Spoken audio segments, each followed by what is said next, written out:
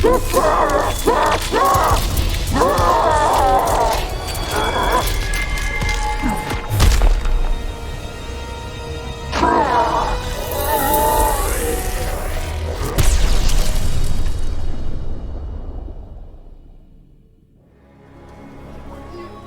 found herself walking the streets of a magnificent, shining city. This was Edenia, a realm freed from Outworld, and Kitana was its beautiful queen. This was the timeline unaltered by Raiden. Earthrealm had been destroyed by Shao Kahn, but Kitana had survived Armageddon and united the other realms to destroy him. Long-lasting peace was the result. Kitana awoke from this vision to find herself in the Nether Realm. She was not the queen of Edenia, but a revenant of hell, and she hated Raiden for it.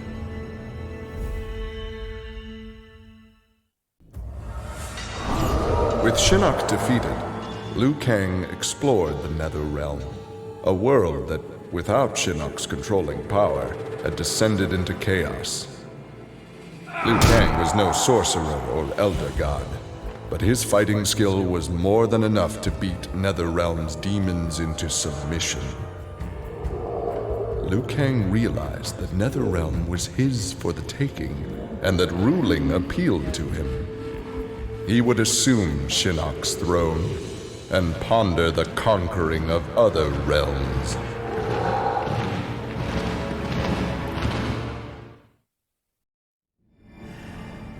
Remorse for his role in resurrecting Shinnok weighed heavily upon Scorpion's soul.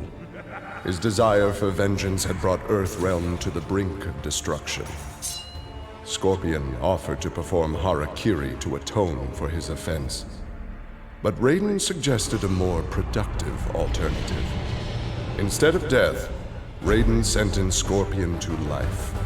He imbued Scorpion with a small portion of the Jinsei's power, linking him to Earthrealm's essence. Scorpion and his Shirai Ryu clan would protect the Jinsei and Earthrealm forever.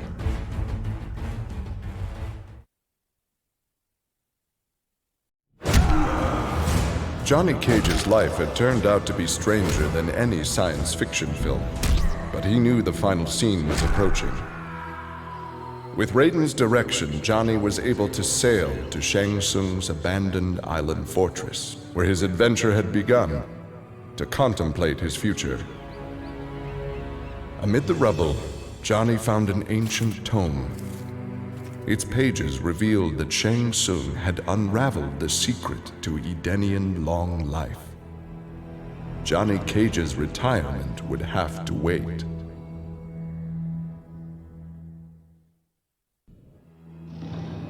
Grandmaster Sub-Zero knew his Lin Kuei clan would need more than martial arts to stave off future threats to Earthrealm.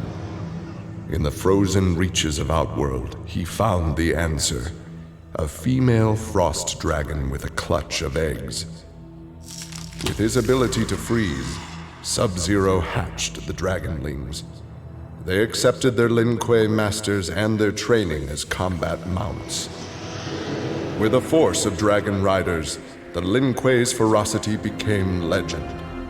None dared risk conflict with Earthrealm.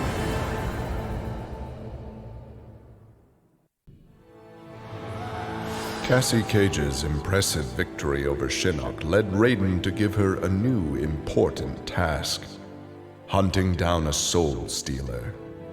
Cassie did not have to be told that the suspect could be a resurrected Shang Tsung. Having tracked him from the site of his last known assault, Cassie confronted the withered old man. He fought desperately but was ultimately defeated. As the old man lay dying before her, Cassie asked his name. With a mixture of sadness and relief, he whispered, "Shujinko."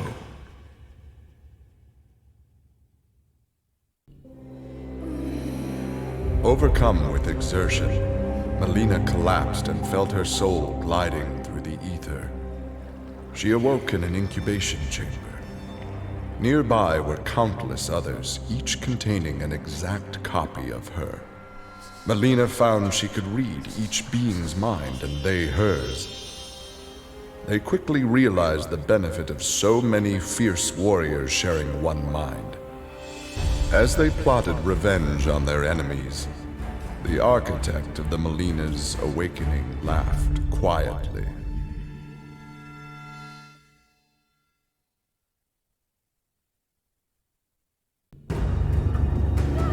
Like Scorpion, Jason Voorhees was a revenant.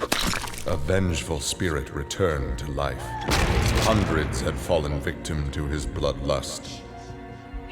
Liu Kang, now ruler of the Netherrealm, took notice.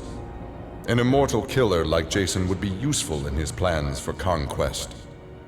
He drew Jason into the Netherrealm and offered him an endless bounty of slaughter, in return for his allegiance. Jason's simple reply was to destroy Liu Kang.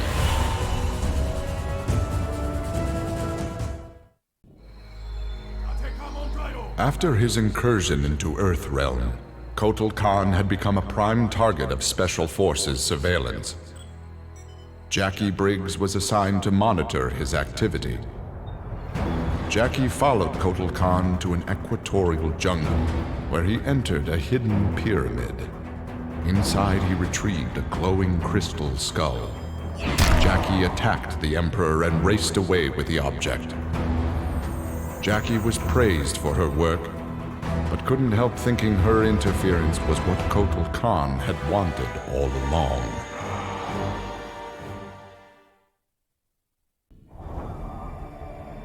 After Shinnok's defeat, Kung Lao found himself trapped in the Netherrealm, his soul corrupted by Quan Chi's dark magic. There he would have remained but for the aid of his cousin Kung Jin.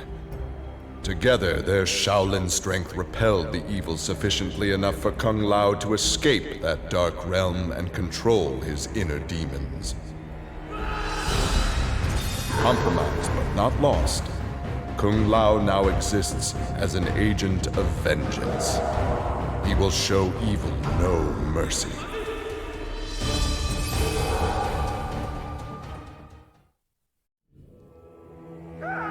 Leatherface had cut down the old man in the strange outfit. Maybe now that he was dead, the pretty yellow-haired gum-chewing girl would notice Leatherface. Putting on his fanciest mask, Leatherface found the army camp where the pretty girl could be found most days. He had to cut through a few guards and more than a few of her friends to get to her, but it was worth it. He pulled out the old man's face, which he'd saved for the girl as a present. The girl didn't want the present, and she wasn't being nice. So Leatherface chopped her into tiny pieces for Drayton to use in his chili. He then took off his mask and set to work on the girl's face. If she wasn't going to be his girlfriend, she could be his in other ways.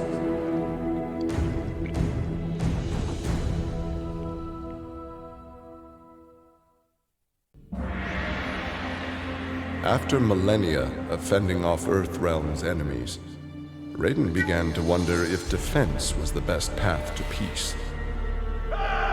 In a change of tactics, Raiden and the Shirai Ryu attacked Kotal Kahn's armies before they could rebuild.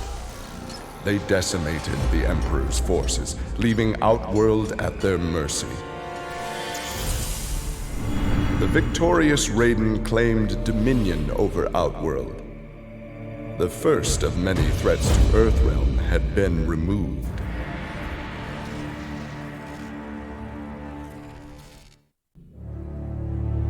With Shinnok defeated, Takeda and his father set out to find his mother's killer, a member of the Red Dragon clan.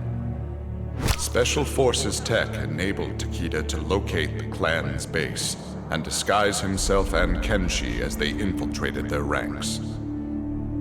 Deep within the mountain stronghold, Takeda discovered an actual dragon, a prisoner of the clan. The creature used its magic to divine the murderer's name, then transport Takeda and Kenshi to a faraway cave.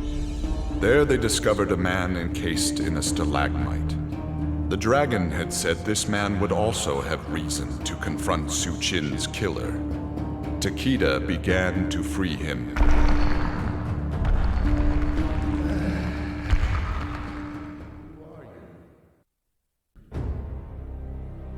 Exhausted by her ordeals, Sonya slipped into a deep sleep and began to dream. Kano held Jax and Cassie hostage. He made Sonya choose who would live and who would die. Seeing no way to free them both, she chose Cassie and screamed as Kano killed Jax before her eyes. Still screaming, she was awoken by Johnny. He had horrific news. Jax was dead by an assassin's bullet.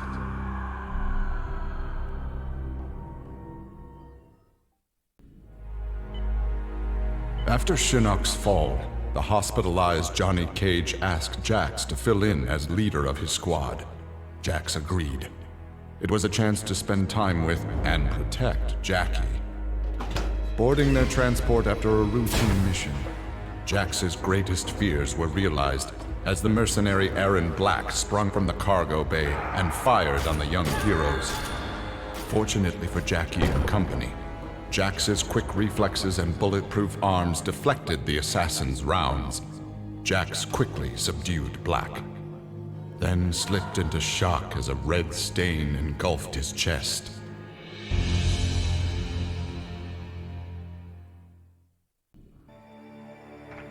For his role in saving Earthrealm, Kung Jin's family created a statue in his likeness for inclusion in Raiden's revered collection. But Kung Jin's thoughts were with one no longer accepted by his family, Kung Lao. Kung Jin set out to locate his cousin and found him in the Nether Realm.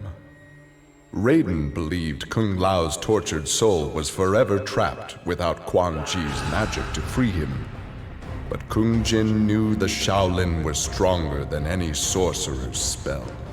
He vowed to help Kung Lao fight off the evil that had remade him.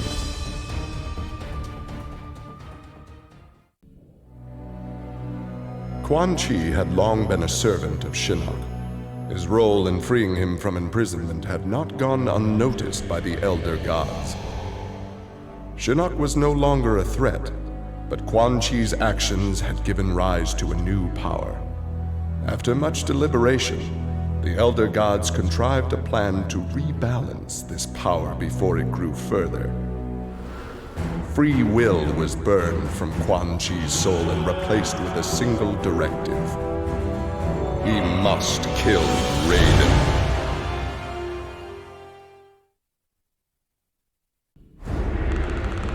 This world called Earth produced many worthy opponents, which made for excellent sport.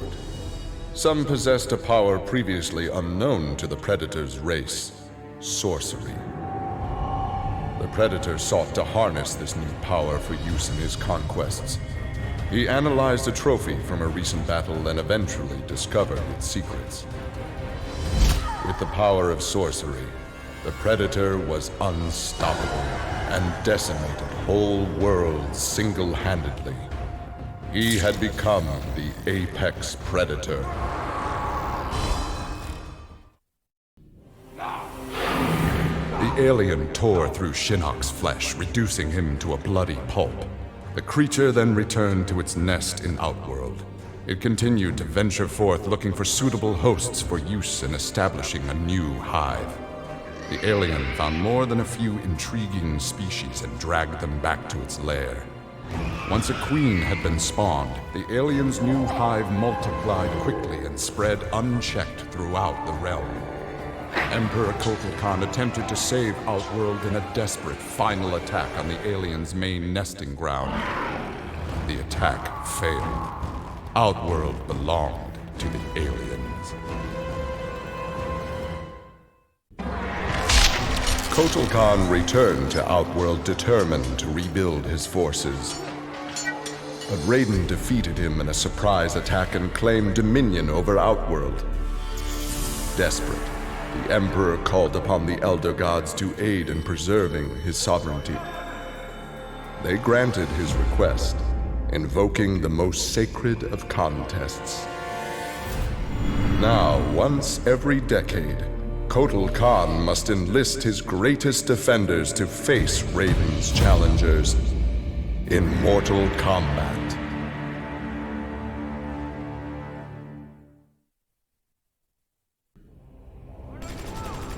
After destroying Shinnok, Triborg turned his attention to the Special Forces. General Blade and the others fought valiantly, but their human weaknesses led to their inevitable defeat. Now with access to the SF computer network, Triborg used it to interface with the Lin Kuei storage drives from which he was spawned. He saved the brainwave data of dozens of his Lin Kuei brothers and sisters to the SF servers. The SF laboratories provided the materials necessary for Triborg to create cybernetic bodies for each one. Soon the downloads were complete. The Cyber Lin Kuei had been reformed. But because Sub-Zero had forever sullied the clan's name, Triborg decided to begin anew. He would henceforth be known as the leader of the deadliest clan in all the realms, the Takunin. Having defeated Shinnok, Kenshi joined Takeda on his quest to avenge his mother Suchin's murder. Their travels took them to a cave where he and Takeda freed a man, Taven, encased in a stalagmite. Kenshi told Taven that his brother Dagon was the founder of the Red Dragon Assassin Clan. Dagon had not only murdered Suchin, but his and Taven's parents as well. Together, Kenshi, Takeda, and Taven lay siege to the Red Dragon base. Dagon fell victim to Kenshi's rage. Suchin's murder had been avenged.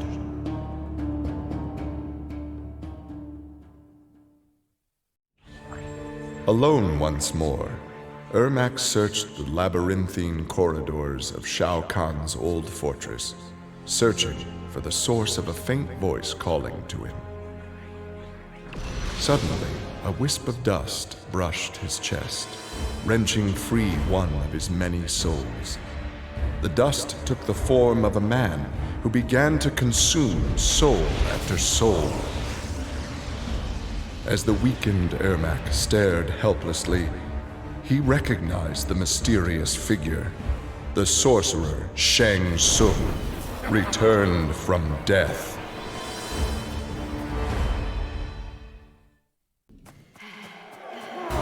With Mileena executed, Tanya's dreams of a free Edenia seemed dead as well. She and the other rebels were fugitives from Kotal Kahn's justice. Her fellow Edenian, Raiden, had proved a powerful ally and a satisfactory consort, but he had become useless to her. In exchange for leniency, Tanya informed the Khan of Raiden's whereabouts. Imprisoned, but alive, Tanya's plotting began anew.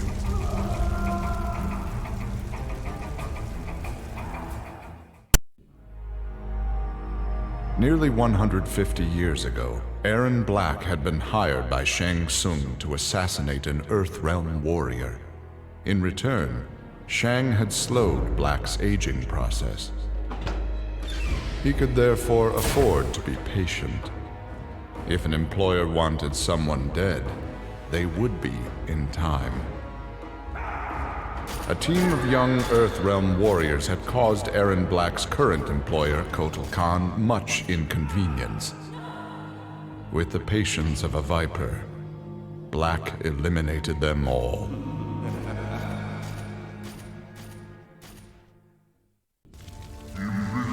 For many years, Ferra and Torr were a symbiotic pair, as is natural with their species. But that bond was broken when Ferra came of age and began the Great Transformation. Ferra Torr returned to the Tarkatan Wastes, where Ferra began her metamorphosis. The process took an agonizing 3 outworld years, during which time Torr withered and died. Now a brute, Ferra will be chosen by a rider. A new symbiotic pairing will be forged, and new battles will be won.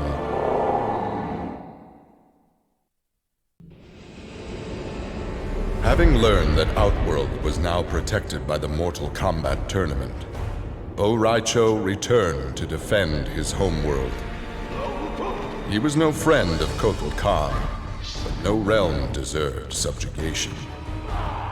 Rai Cho began training Outworld warriors for the fight to come. With Rai Cho's fighting skills and leadership, Outworld repelled the Earthrealm aggressors. His former friend Raiden had been denied. Devora's ultimate plan was not to destroy Shinnok, but to enslave him. She implanted larvae, her young, in his body to gestate. Having consumed the godlike power of their immortal host, Devora's offspring were unlike any Chitin ever born. As they matured, they spread like locusts throughout the realms.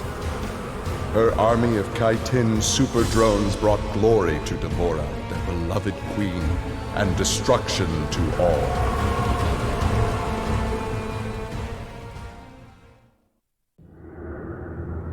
The Shokan had become outcasts for refusing to aid either side in the Outworld civil war. But with the conflict over, Prince Goro decided to re-enter the political landscape. Kotal Kahn's armies were weak from years of battle. Mileena's rebels were scattered. It was an easy matter for the Shokan to seize control. The newly crowned Emperor Goro had his rivals exterminated. No Aztec, Chitin, Edenian, or Tarkatan would usurp his throne.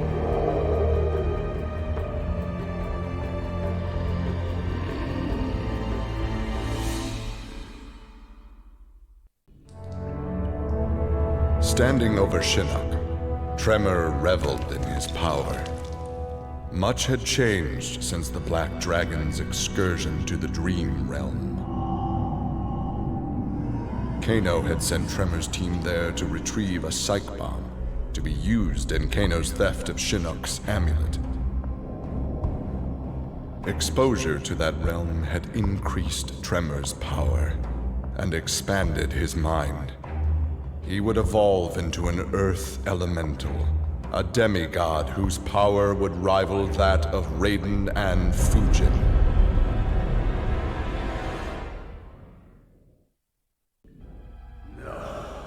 Kano had always been a survivor, but even he would one day succumb to fate. His ideals of ruthless terror would die with him, unless he could pass on his methods to a new generation. Combat, weapons, high-tech sabotage, torture, all would be part of the curriculum. But before his students could learn his techniques, Kano would beat the weakness out of them. They would understand, or die trying. Kano's first pupil? His own son. Class was now in session.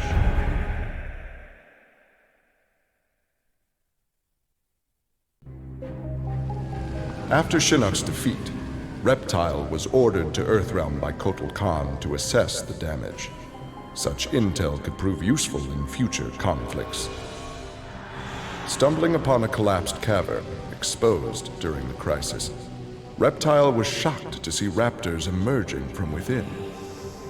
Unlike the rest of his race, these raptors had never left Earthrealm for the doomed realm of Zaterra, and thus had remained safe and hidden.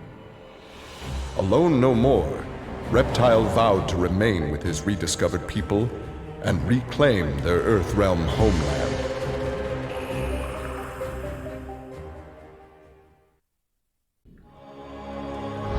Earthrealm belonged to Shinnok. It became the staging area from which he would finish his war on the Elder Gods, which began eons ago. The Elder Gods had lied to the denizens of the realms. They were not individual beings, but merely parts of a greater collective known as the One Being. Shinnok would merge the realms and awaken him. Whole once more, the One Being devoured the Elder Gods, Shinnok watched with satisfaction. This reality had finally come to an end.